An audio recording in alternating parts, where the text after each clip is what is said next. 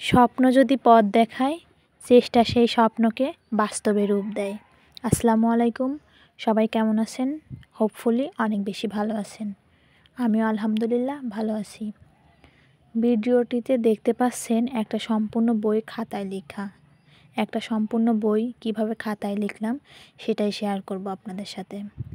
ভিডিওটি না টেনে শেষ পর্যন্ত দেখবেন, অনেক বেশি অনুপ্রেরণা এবং এই ভিডিও থেকে অনেক কিছু শেখার আছে। এই ভিডিওটি করা আসলে কতটা আত্মবিশ্বাস আর ধৈর্য থাকলে মানুষ এগিয়ে যেতে পারে সেইটা বোঝানোর জন্য।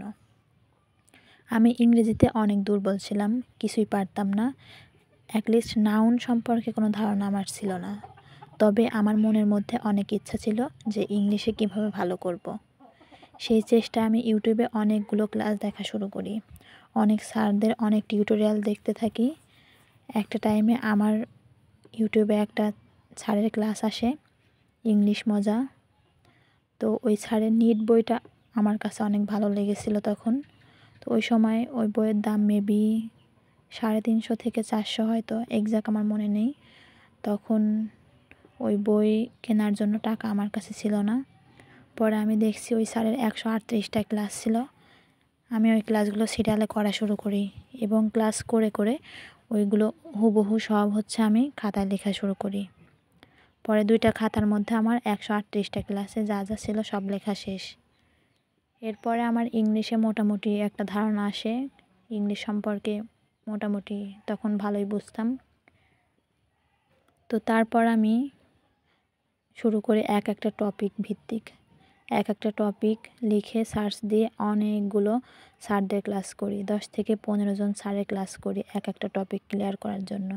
যেমন phrase, clause, voice change, narration, noun, pronoun, এগুলো সব। তবে একটা জিনিস, আমি কোনো শর্টকাট ক্লাস করতাম না। অনেকে আছে বলে শর্টকাটে ইংলিশ শিখুন, খুব সহজে ইংলিশ শিখুন, 5 মিনিটে ইংলিশ শিখুন। এগুলো আমি করতাম না। আমি লং টার্ম যে ক্লাসগুলো ছিল বা বিস্তারিতভাবে বোঝার, বেসিক ক্লিয়ার করার ওই ক্লাসগুলোই করছি। ওই ক্লাসগুলো করাতে আমার ইংলিশের ভিত্তিটা মজবুত হয়েছে। এখন আমি গ্রামারে অনেকটাই আমার ইমপ্রুভ হয়েছে। তো এইটা শুধু 1-2 দিনের চেষ্টায় হয় নাই, অনেকটা অক্লান্ত পরিশ্রম চেষ্টা ছিল, যার জন্য এ পর্যন্ত আসছি। এখন হয়তো অনেকে বলতে পারেন যে একটা বই খাতায় লেখা আর কি আহামরি জিনিস। তবে এইটা লিখতে আমার অনেক সময়, ধৈর্য, আত্মবিশ্বাস এগুলো দরকার হয়েছে। তবে অনেকে দেখি শর্টকাট টেকনিক ফলো করে ইংলিশ শিখুন এই ক্লাসগুলো করে। এই ক্লাসগুলো করলে আপনার প্রথমত ইংলিশ শেখা হবে না, দ্বিতীয়ত আপনি যদি ওই রুলস বা টেকনিকগুলো ফলো করেন, দেখবেন 10টার মধ্যে আপনার 5 থেকে 6টা হচ্ছে আর 3 থেকে 4টা আপনার ভুল হচ্ছে। আসলে ওই টেকনিকটা সবসময় কাজে লাগে না। তাই আপনারা চেষ্টা করবেন সবসময় একটু বিস্তারিত বেসিক থেকে ধারণাটা নেওয়ার।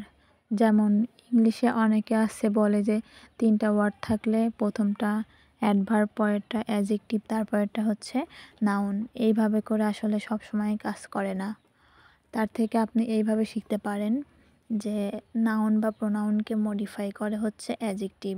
মডিফাই মানে অতিরিক্ত তথ্য প্রদান করা। আর নাউন বা প্রোনাউন বাদে ভার্ব, অ্যাডভার্ব, অ্যাডজেক্টিভ, অন্যান্য পার্টস অফ স্পিচগুলোকে যে মডিফাই করে সেটা অ্যাডভার্ব। অ্যাডভার্ব একটা ফুল সেন্টেন্সকেও মডিফাই করতে পারে। এইভাবে পড়েন, দেখবেন আপনার ওইভাবে করে রুলস মুখস্থ করা লাগবে না। আপনি এমনিতেই দেখলেই বুঝতে পারবেন কোনটা অ্যাডজেক্টিভ, কোনটা ভার্ব, কোনটা অ্যাডভার্ব, কোনটা নাউন, কোনটা প্রোনাউন। এইভাবে করে পড়েন, দেখবেন অনেক বেশি বেনিফিটেড হবেন। আমি এইভাবে করে পড়ছি, একটা টপিক ক্লিয়ার করে পড়ছি। ইংলিশ গ্রামারে এখন আলহামদুলিল্লাহ অনেক ভালোই ইমপ্রুভ হয়েছে আমার। আপনারা চাইলে এইভাবে পড়তে পারেন। আর এই ভিডিওটা করার মূল উদ্দেশ্য হলো, অনেকে আছে বলেন অনেক সুযোগ সুবিধা থাকা সত্ত্বেও বলেন পড়াশোনা করতে ভালো লাগে না, পড়াশোনায় মন বসে না। এই ভিডিওটা তাদের উদ্দেশ্যে করা। আমি চাই আপনারা সবাই দেখেন এবং একটু হলেও অনুপ্রাণিত হন, ভালো করে পড়াশোনা করেন, সুযোগকে কাজে লাগান। আর সব সময় একটা কথা মাথায় রাখবেন, পরিশ্রম করার মন মানসিকতা থাকতে হবে এবং সময়ের সঠিকভাবে ব্যবহার করতে হবে। আর যদি আপনি সময়ের সঠিকভাবে ব্যবহার না করেন, একদিন দেখবেন সময় আপনারা অনেক বাজেভাবে ব্যবহার করতেছে। তো এখনও সময় আছে, সবাই সঠিকভাবে পড়াশোনা করেন। আর যারা বিসিএস প্রিপারেশন নিচ্ছেন, তাদের এখন থেকে কাজ হবে বিস্তারিতভাবে পড়াশোনা করার, কোনো শর্টকাট ফলো না করে। আমিও ট্রাই করতেছি শর্টকাট ফলো না করে বিস্তারিতভাবে পড়াশোনা করার। সবাই দোয়া করবেন যেন স্বপ্ন বা লক্ষ্যে পৌঁছাতে পারি।